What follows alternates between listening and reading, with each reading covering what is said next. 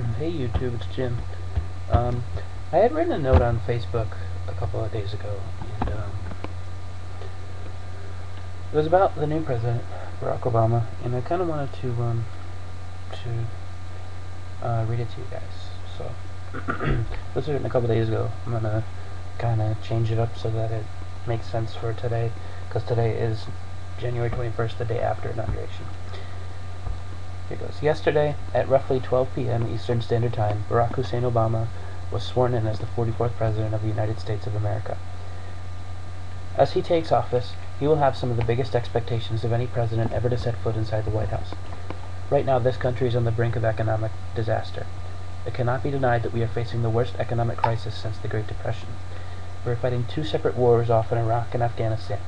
We are on the brink of environmental catastrophe on a global scale. People here at home don't know where to turn. The last 8 years in our country were a disaster under the leadership of President Bush, and America knew it was time for a change. On November 4th, 2008, America decided to take action toward that change in electing Barack Obama. But to me, this inauguration, this day, this administration, is about so much more than politics. It's about a new era in American history. It's true, the race of the man we elect as president shouldn't matter, but let's face it, it does matter. Given the history of this nation, the fact that we have elected an African-American man to that office blows me away. It's something that 150, hell even 25 years ago people would never have thought possible, but we did it. Obama's acceptance speech on election night was very powerful. With the reactions of the people in the crowd, especially African-Americans, you could see the raw emotion in this situation. It moved me to tears. Being a white American, I cannot say that I have faced anywhere near the same degree of discrimination and prejudice as my African brothers. I was always brought up to be open-minded and have never felt any sort of prejudice toward any particular race. But having learned what these people have gone through over the years, I honestly didn't think this country was ready for a black president. We are only 150 years removed from slavery, only 50 years removed from school segregation, and we are able to take that major step in the right direction for our country's future. There is some deep-rooted hate toward African Americans that still exists in many parts of our nation, and I'm surprised that it happened. This year's election, this year's election and yesterday's inauguration, they are going to go down as major events in American history. 20, 30, 50 years from now, we will all be telling our children and our children's children the amazing story of the first black president. You have to look at the big picture. Whether you're a Democrat, a Republican, a moderate, or otherwise, you have to look at the big picture. Can Obama fix everything in a year, or even in 4 years? Probably not. Will he live up to all the hype that surrounds his presidency? Probably not. But regardless of your political views, we all need to hope for our future, our children's and their children's future, that Barack Obama is successful. I wasn't a fan of Obama. I'm still not convinced, but I do know one thing. If our nation is to succeed, President Obama cannot fail. Now, I wrote that a couple days ago. My opinions have actually changed a little bit. I said if our nation is to succeed, President Obama cannot fail. And it's true, President Obama cannot fail. But even more importantly than that, it's not just the role of the president to fix our problems. My good friend Dan had made a point about the inaugural address yesterday, and he said, it kind of sounded like a stern father talking to his child, that had screwed up with something or another. Just saying, you screwed up, but what can we do to fix it? Obama didn't use the word I or me very rarely throughout his campaign, throughout the election, and throughout the inaugural address either. He said we.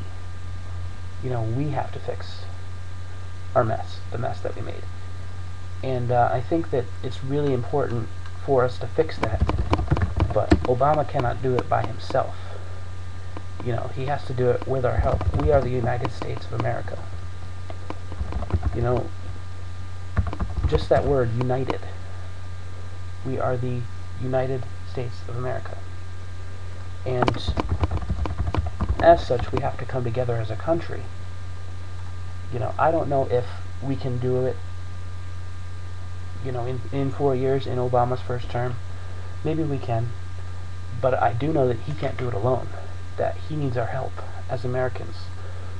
We have to come together as a country. Obama's inaugural address was incredible, I thought. I've always thought he was a great speaker, even though I didn't really initially support him. I didn't support McCain either, I didn't support either of them. But he's really been very, I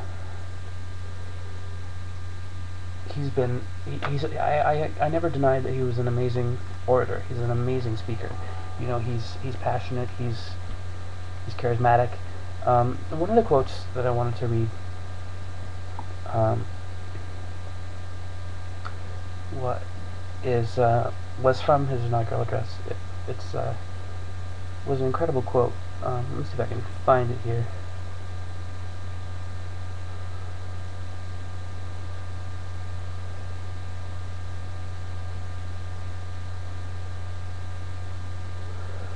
Yeah, here it is. As we consider the road that unfolds before us, we remember with humble gratitude those brave Americans who, at this very hour, patrol far-off deserts and distant mountains. They have something to tell us, just as the fallen heroes who lie in Arlington whisper through the ages. We honor them not only because they are guardians of our liberty, but because they embody the spirit of service, the willingness to find meaning in something greater than themselves. And yet, at this moment, a moment that will define a generation, it is precisely this spirit that must inhabit us all. For as much as government can do and must do, it is ultimately the faith and determination of the American people upon which this nation relies. It is the kindness to take in a stranger when the levees break, the selflessness of workers who would rather cut their hours than see a friend lose their job which sees us through our darkest hours. It is the firefighter's courage to storm a stairway filled with smoke, but also a parent's willingness to nurture a child that finally decides our fate. Our challenges may be new, the instruments with which we meet them may be new, but those values upon which our success depends, honesty and hard work, courage and fair play, tolerance and curiosity, loyalty and patriotism, these things are old. These things are true. They have been the quiet force of progress throughout our history. And then later he said, in the year of America's birth, in the coldest of months, a small band of patriots huddled by 9 campfires on the shores of an icy river. The capital was abandoned. The enemy was advancing. The snow was stained with blood. At a moment when the outcome of our revolution was most in doubt, the father of our nation ordered these words be read to the people. Let it be told to the future world that in the depth of winter, when nothing but hope and virtue could survive, the city and the country, alarmed at one common danger, came forth to meet it. America, in the face of our common dangers, in this winter of our hardship, let us remember these timeless words. With hope and virtue, let us brave once more the icy currents, and endure what storms may come. Let it be said by our children's children, that when we were tested, we refused to let this journey end, but we did not turn back nor did we falter, and with eyes fixed on the horizon and God's grace upon us, we carried forth that great gift of freedom and delivered it safely to future generations. I mean, come on, those are powerful words, and you know, for the first time in a very long time, with Obama's speech yesterday, I felt hope for my country, and I still do. And he is the first politician in a long time that has given me hope for our country's future, and I hope that he's done the same for you. So congratulations, President Obama. God bless you. God bless all of you. And I'll post another video later.